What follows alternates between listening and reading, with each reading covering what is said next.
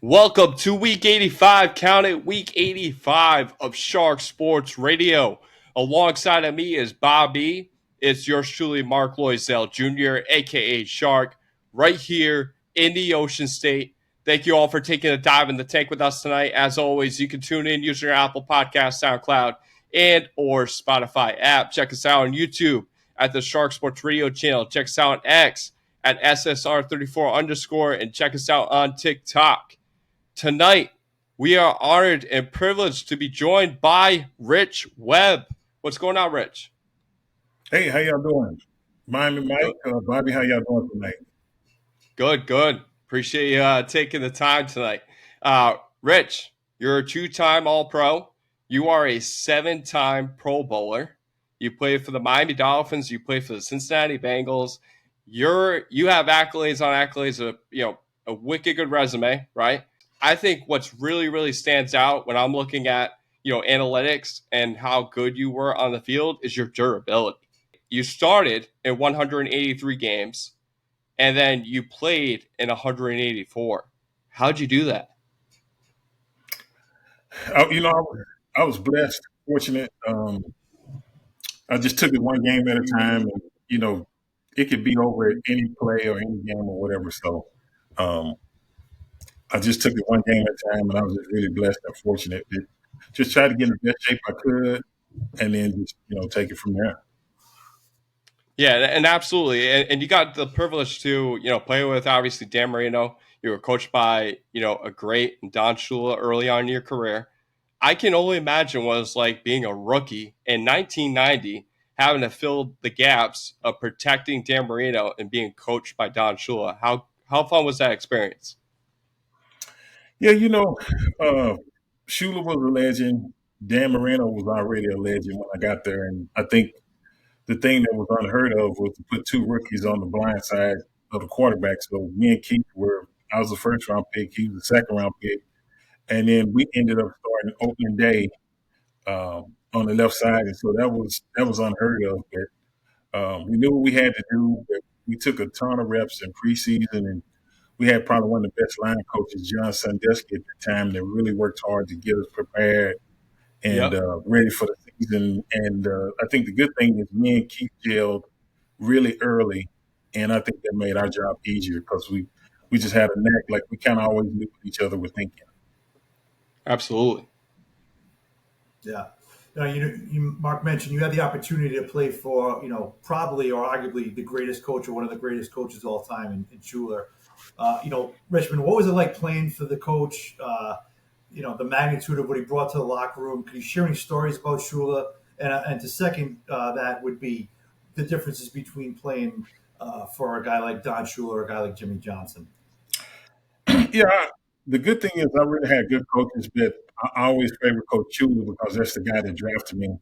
But Coach Shula was so very detailed about the little things, mental errors, penalties, little things. Because I think he understood that most games are decided by just a few points. So don't do things to beat yourself.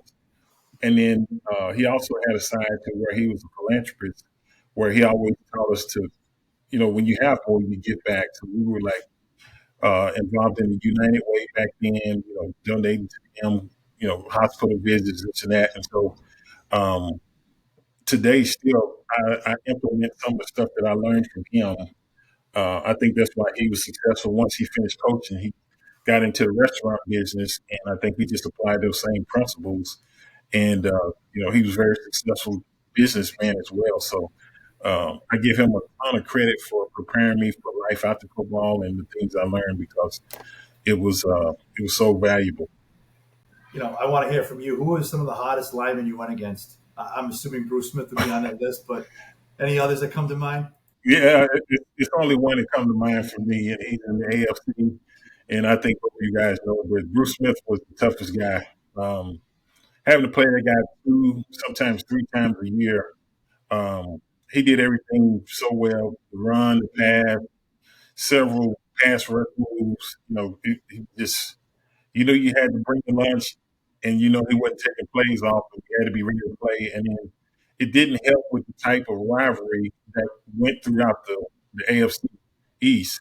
The Jets and nobody liked each other. We didn't like the Jets, the Patriots, the You Colts were still there, and don't. Buffalo, You still and don't. it's still the same way. It's still the same way. So that just made it tougher. But yeah, it was one of the toughest divisions I think we played in because nobody liked each other, but we respected each other once the game was over with. You could shake a guy's hand, stuff like that. But by far, Bruce Smith was the toughest guy I had to play against year in year out.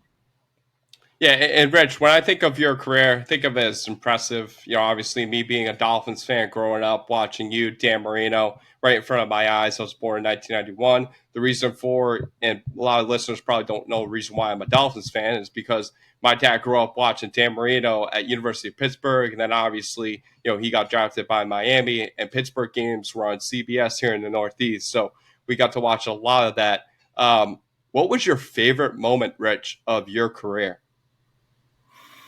Favorite moment? Um, I think my favorite moment was my rookie year, end of the year, and Coach Shula was announcing the guys that made the Pro Bowl, and he saved my name for last. And when he announced it, I could tell he was extremely happy, excited, and my teammates. So to be able to achieve that in my rookie year was a huge accomplishment. But I think what made me appreciate it more was how well I could tell my teammates were happy for me that I had made that accomplishment. So um, that one there sticks out all the time. I kind of reflect back on that one. That was a huge moment. I'm a rookie here. It's 1990. I had to protect Dan Marino. I'm being coached by one of the greatest coaches of all time. Like, did you ever have a rookie moment that, basically, just showed you that you're capable of being there? Yeah, I think from the first time we got to minicamp and you get in the huddle and you're looking right across at Dan Marino and then Mark Duper's on one side and Clayton's on the other. And coming out of college, you just watch these guys on Monday Night Football and how they used to just light up defenses, and you almost got to pinch yourself and say, "Man, is this really real?" So that was my first. And then when the preseason game started, I think we played. I played against Richard Dent. I Yep. played against Clyde Simmons from the Philadelphia Eagles. Thank goodness Reggie was on the other side. Simon Fletcher from the Denver Broncos, him and Carl Mecklenburg, and then Chris Dolan. So that's two, out of those 4 games, that's 2 Hall of Famers I know for sure, and probably a couple of those other guys will probably deserve it. But that's the way my rookie year started off, and it didn't get any easier than that. So it helped me prepare for what I was going to face. But yeah, that was an eye opener right there. What a way to Awesome. start a career. And I know you mentioned the Hall of Fame. Richmond, I consider you a Hall of Famer. I know that you're borderline, but you definitely have the resume. Why is it today, or just in the NFL, that these all-time players in other positions that are not quarterbacks seem such a hard time to get in? Some of the great tackles of your time, some of the great safeties out there, guys like Darren Woodson or Ronnie Harrison. Why have the non-quarterbacks so reluctant to be put in the NFL Hall of Fame? Yeah, that's a good question. And like you say, you brought up Darren Woodson, but for some reason, um, offensive linemen don't have a lot of stats, but that doesn't mean that they wasn't pivotal in helping their team achieve wins and stuff like that. With wide receivers, they look at the yardage. Running back, they look at passing, catch, running yards, this and that. Linebacker, they look at tackles. D line, they look at sacks, but it's just not a lot. I think a lot of times we do get overlooked. I was listening to. There was a clip from Willie Anderson. I played with him in Cincinnati. He was the right tackle, and he's a Hall of Famer. And he said the thing is that a lot of times they put so much weight on the left tackle position, and I think he mentioned the blind side. And but he said, he played against guys like Michael Strahan and those guys. So there's no slouches over there, but I think it just needs to be more of an effort to pay attention to the offensive line because I think a lot of times we do get passed over or we don't get as hard a look at some of the other guys. But I don't know the whole process, but I just hope they kind of fix it and get it right. All right, let's take a quick break away from the chat with Miami Dolphins great Rich Webb to talk about Underdog Fantasy. Olympic time is right around the corner. You will have the choice of either LeBron James or Nikola Jokic at 0.5 points. Play Underdog Fantasy and use the promo code SharkSports in caps. New customers who deposits will receive access to 2 specials. So get out there and play Underdog Fantasy.